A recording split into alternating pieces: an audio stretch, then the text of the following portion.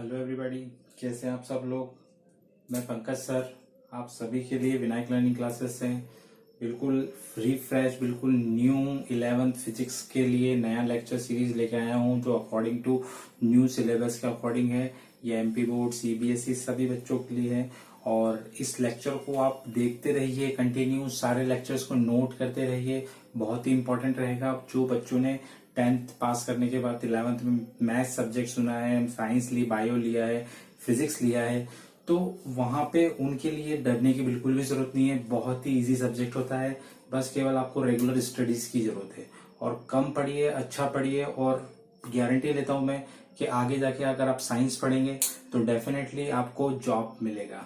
ठीक है। साइंस वाला जो स्टूडेंट होता है वो एक बहुत ही मिरेकल स्टूडेंट होता है। वो कभी भी कुछ भी कर सकता है। ना सिर्फ वो आगे जो कदम बढ़ाने में हर फील्ड में जा सकता है, किसी भी फील्ड में हो उसको कोई टेंशन नहीं रहती है और वो हर तरफ जा सकता है। हर तरफ से उसके लिए रास्ते खुले हैं 12th के बाद। साइंस वाले स्टूडेंट्स को डरने की बिल्कुल जरूरत नहीं होती। उसका माइंड इतना शार्प हो जाता है, उसके सोचने समझने की क्षमता इतनी तेज हो जाती है कि उसके अंदर हर एक प्रकार के एफर्ट्स लगाने की जरूरत ही नहीं है। वो ऑटोमेटिकली बन जाता है। वो अगर 2 साल वो स्ट्रगल कर ले 11th और 12th में, और इतना टफ नहीं होता जितना बच्चे सोचते हैं। बस रेगुलर स्टडीज की जरूरत है। और साइंस स्टूडेंट्स के बारे में एक बात और बताता हूँ कि वो कभी भी कहीं भी जो भी करना चाहे वो कर सकते हैं, क्योंकि उनका माइंड बहुत तेजी से चलता है। ठीक है। तो आपने साइंस सब्जेक्ट लिया, ये एक अच्छी बात है। और मैं पंकज सर आप सभी के लिए 11th फिजिक्स का ये लेक्चर शुरू करा है। 12th का तो मेरे चल ही रहे हैं। इसके अलावा 11th फिजिक्स का ये लेक्चर सीरीज चालू करा है। आप कॉपी पेन ले लीजिए, कॉपी बना लीजिए फिजिक्स की अलग से, और उसमें सारे के सारे लेक्चर क्या कर लीजिए, नोट करते रहिए रेगुलरली, परमानेंटली, और बिल्कुल हैंड राइटिंग बिल्कुल प्रॉपर करके लिखिए और हर एक चीज को आप पॉइंट को समझिए बिल्कुल। ठीक है। एक मिनट।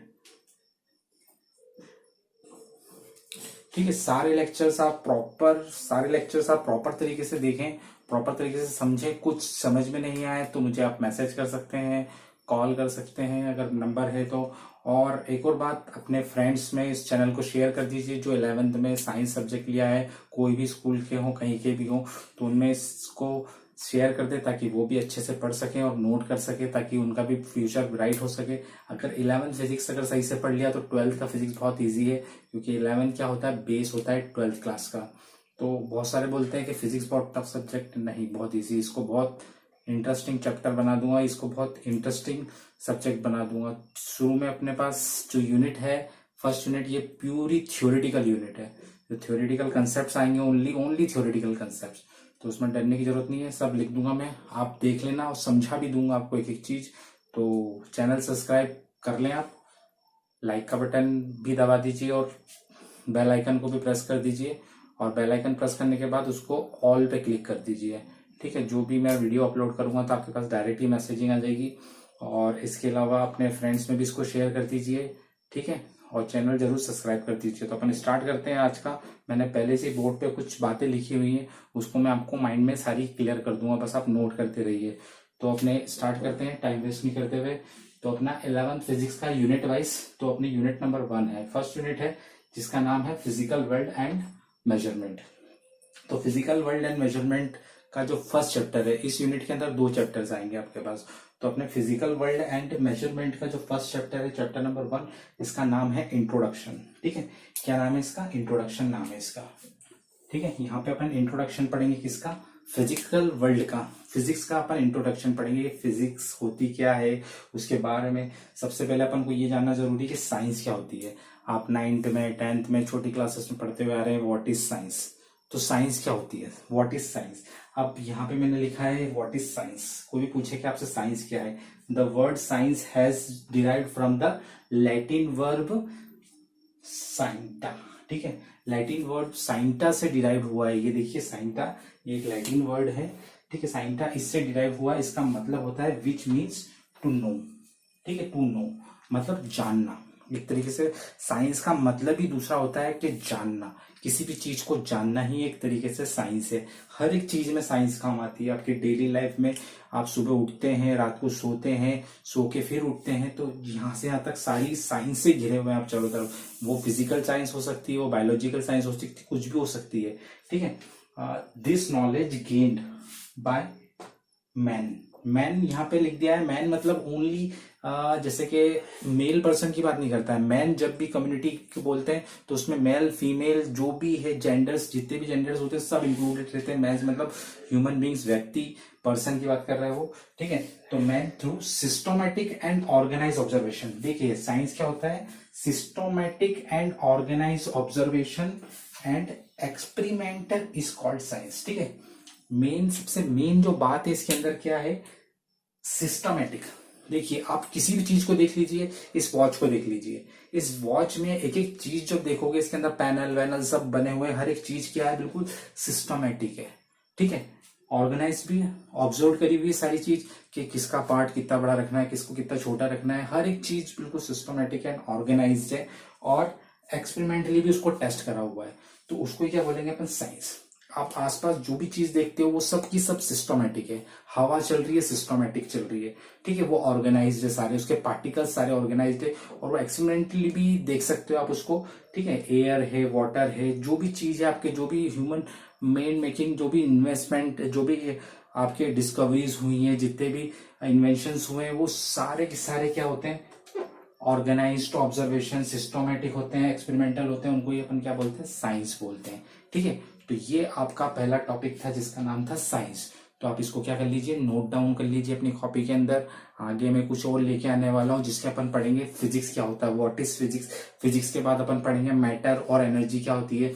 उसके बाद अपन पढ़ेंगे अपने जो सिलेबस का जो टॉपिक है, उस टॉपिक के अंदर है कि आइंस्टाइन ने क्या बोला था, आइंस्टाइन की इक्वेशन क्या है उसके बारे में। फिर मैटर की स्टेटस कितनी होती है, मैटर की जनरली कितनी 5 स्टेज होती है।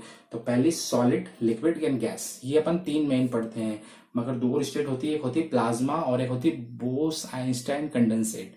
ये आप नाम जानते होंगे, 10th क्लास में आपने पढ़ा होगा। तो अभी मैं लेके आता हूँ, इसको आप नोट कर लीजिए, फिर मैं इसको दूसरा लिख के रखता हूँ, जब तक आप आइए नोट कर लीजिए, ठीक है।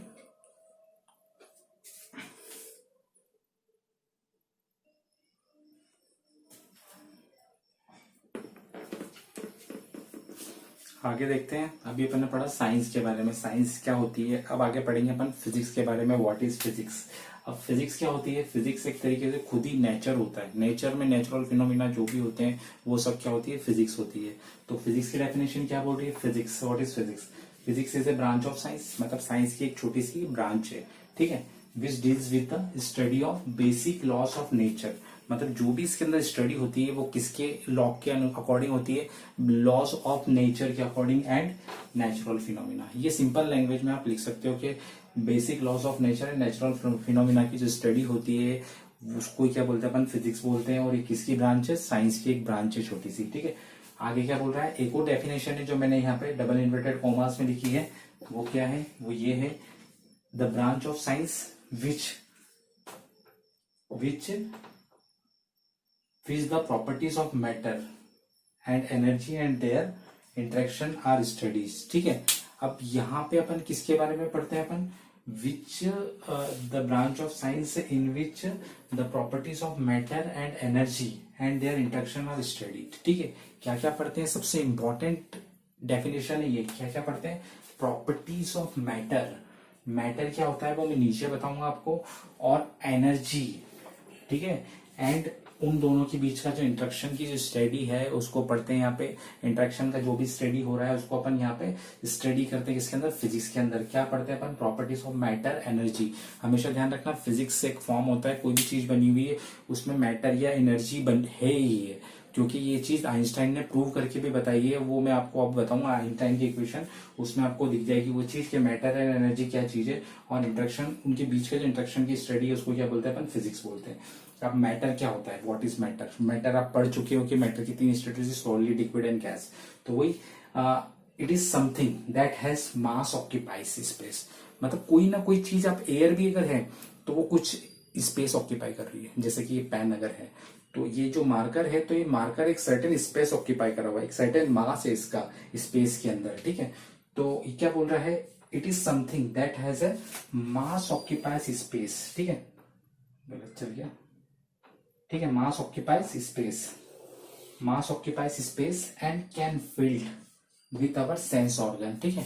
अपने सेंस ऑर्गन को क्या कर देता, फील्ड कर देता, जैसे कि ये है, तो सेंस ऑर्गन को कैसे फील्ड कर रहा है, मेरी आंख है तो आंख से मैं इसको देख रहा हूं तो मेरे को दिख रहा है, तो इसने क्या कर दिया, सामने वाली जगह को क्या कर दिया, फील कर दिया, तो मेरे को ये दिख रहा है लाइट के कारण, तो मेरे सेंस ऑर्गन को फील्ड कर रहा है। जैसे कि हवा है, हवा दिखती है क्या, नहीं दिखती है, मगर उसको सेंस कर सकते हैं अपन, ठीक है, महसूस कर सकते हैं कि ये हवा यहाँ पे है, एयर है, तो उसको क्या बोलते हैं अपन, मैटर बोलते हैं, ठीक है। फॉर एग्जाम्पल दे रखा है, जैसे आयरन है, लोहा, एयर है, महसूस कर सकते हैं, वुड महसूस कर सकते हैं, देख सकते हैं, ठीक है। There are 3 states of matters are, कौन कौन सी स्टेट है, तीन स्टेट कौन कौन सी, पहला है सॉलिड, देख लीजिए सॉलिड है ये, लिक्विड वाटर देख सकते हो, ठीक है, जो भी लिक्विड है, और गैसेस, एयर एक गैस के फॉर्म में रहती है, ऑक्सीजन हो गया, कार्बन डाइऑक्साइड हो गया, कार्बन मोनोऑक्साइड हो गया, ये सब क्या है, गैस के फॉर्म में।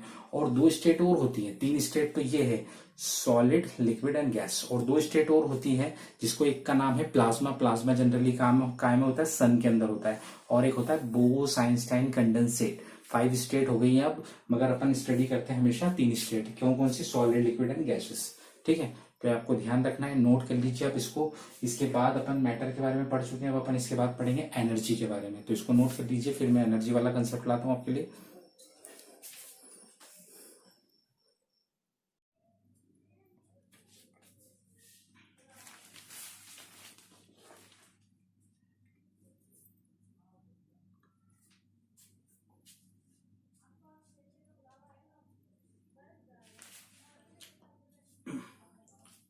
आगे देखते हैं, हम मैटर पढ़ चुके हैं, मैटर जो भी स्पेस फील्ड होता है, ऑक्यूपाई करता है, तो उसको क्या बोलते हैं अपन, मैटर बोलते हैं। अब इसके बाद अगला जो पार्ट आ रहा है उसका नाम है energy. What is energy, energy capacity of doing work is called energy. किसी भी चीज को वर्क करना हो, आपको किसी भी चीज को वर्क करना हो, उसकी कैपेसिटी को क्या बोलते हैं अपन, एनर्जी बोलते हैं। लिखा हुआ है body have a capacity to do work due to energy, ठीक है, किसके कारण वर्क कर रहा है, वो एनर्जी के कारण। एग्जांपल हो सकते हैं एनर्जी के, लाइट फॉर्म ऑफ एनर्जी है, साउंड एनर्जी है, इलेक्ट्रिक एनर्जी है, मैग्नेटिक एनर्जी है, मैग्नेटिक कर लेना, इसको मैग्नेट लिखा हुआ है, इसको मैग्नेटिक, मैग्नेटिक भी क्या है, एक एनर्जी है। और अपन बात कर रहे थे कि आइंस्टाइन ने कौन सा इक्वेशन दिया था, ये according to Albert Einstein, Albert Einstein के अकॉर्डिंग एनर्जी का जो इक्वेशन दिया था, मास एनर्जी इक्विवेलेंस जो दिया था, equal to M into C square, ठीक है, equal to M into C square, किसने दिया था, ये आइंस्टाइन ने दिया था। तो यहाँ पे E क्या है, where E equal to energy है, M क्या है, मास है जो भी ऑक्यूपाई हो रहा है, और C क्या है, स्पीड ऑफ लाइट है। स्पीड ऑफ लाइट मतलब लाइट किस स्पीड से चलती है, वो चलती है 3 इंटू 10⁸ मीटर पर सेकेंड, मतलब बहुत फास्ट चलती है आप, ठीक है, कितनी चलती है speed of light, C equal to होता है 3 इंटू 10⁸ मीटर पर सेकेंड। आगे भी जाके काम आएगी, पहले याद रखना, मीटर पर सेकेंड यूनिट होती है किसकी, स्पीड। और ये जो रिलेशन है इसको क्या बोलते हैं अपन, mass energy, this relation is called Einstein mass energy relation, ठीक है, इसको क्या बोलते हैं अपन, आइंस्टाइन का मास एनर्जी रिलेशन बोलते हैं। देखिए यहाँ पे एनर्जी आ रही है, और ये मास क्या बता रहा है, मैटर को बता रहा है, ठीक है। तो ये एनर्जी और मैटर का क्या एक तरीके से रिलेशन है, और सी क्या है, स्पीड ऑफ लाइट है। तो ये किसने दिया है, आइंस्टाइन ने दिया है, और उसको प्रूव भी कर रहा है कि आपके सब चीजों से रिलेट करती हुई चीजें ये। तो इसको आप यहाँ तक नोट कर लीजिए एनर्जी का। उसके बाद जो अगला आ रहा है स्कोप्स के बारे में, कि स्कोप्स ऑफ फिजिक्स क्या क्या है, तो उसके बारे में पढ़ेंगे अपन, इसको आप नोट कर लीजिए, फिर मैं बुलाता हूँ।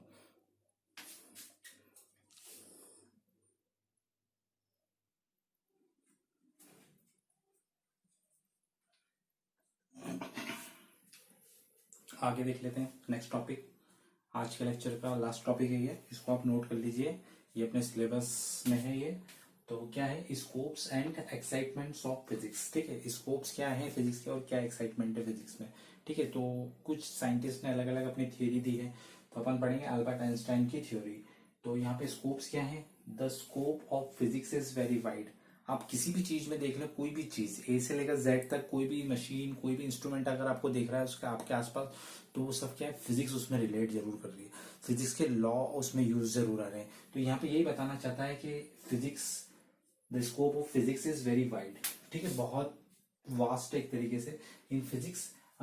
We can study and measure, क्या क्या स्टडी कर सकते हैं और मेजर कर सकते हैं। मास आप स्टडी कर सकते हैं, उस पर मेजर भी कर सकते हैं कितना मास है किसी बॉडी का। लेंथ देखिए, आप इसकी लेंथ फाइंड कर सकते हैं। एनर्जी को आप देख सकते हैं किसकी कितनी एनर्जी है। टाइम देख सकते हो, ठीक है, सुबह हो रही है, दिन हो रहा है, रात हो रही है, ठीक है। एंड अदर फिजिकल क्वांटिटीज, ठीक है, ओवर अ वाइड रेंज, ठीक है। बहुत सारी फिजिकल क्वांटिटी होती है, तो वो सब वाइड रेंज तक आप वेरीफाई कर सकते हैं, मेजर कर सकते हैं और उनके बारे में स्टडी भी कर सकते हैं। तो यहाँ पे ये क्या है, स्कोप्स ऑफ फिजिक्स है, ठीक है। Scopes of physics extends from the study of macroscopic phenomena, macroscopic phenomena under mechanics, ठीक है। तो मैक्रोस्कोपिक फिनोमिना क्या होता है कि मैक्रो मतलब क्या होता है, वो होता है बहुत छोटा होता है। मैक्रो मतलब छोटा होता है और फिर माइक्रो आ जाता है ना, तो माइक्रो और ज्यादा छोटा हो जाता है। तो मैक्रोस्कोपिक फिनोमिना जो अपन मैक्रो मतलब जैसे कि ये मैक्रो है एक तरीके से, ठीक है। मैक्रोस्कोपिक जिसको अपन आसानी से देख सकते हैं, ठीक है। तो वो macroscopic phenomena under mechanics. Thermodynamics के बारे में पता है। थर्मोडायनेमिक्स का मतलब ये होता है कि वो स्टडी होती है जिसके अंदर हीट क्या कर रही है, फ्लो कर रही है, मोशन में है, चल रही है, उसको क्या बोलते हैं, थर्मोडायनेमिक्स। ऑप्टिक्स मतलब लाइट से रिलेटेड फॉर्मूला फिनोमिना, लाइट से रिलेटेड फिनोमिना हो गया जिसमें लेंस मिरर ये सब काम आते हैं। इमेज देख रहे हैं अपन, ठीक है, ऑब्जेक्ट को देख रहे हैं, किसी भी चीज को देख रहे हैं। एंड करंट इलेक्ट्रिसिटी, ठीक है। करंट इलेक्ट्रिसिटी, करंट को अपन देख सकते हैं, नहीं देख सकते, ठीक है। Current electricity to the study of micro.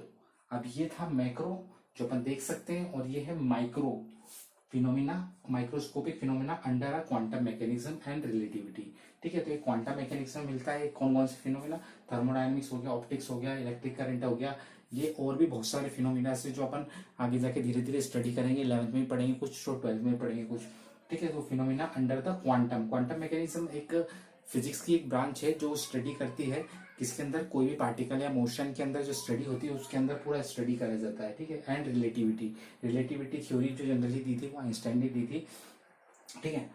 Due to its diversity के बारे में आपको पता है, बायोडाइवर्सिटी पढ़ी होगी आपने।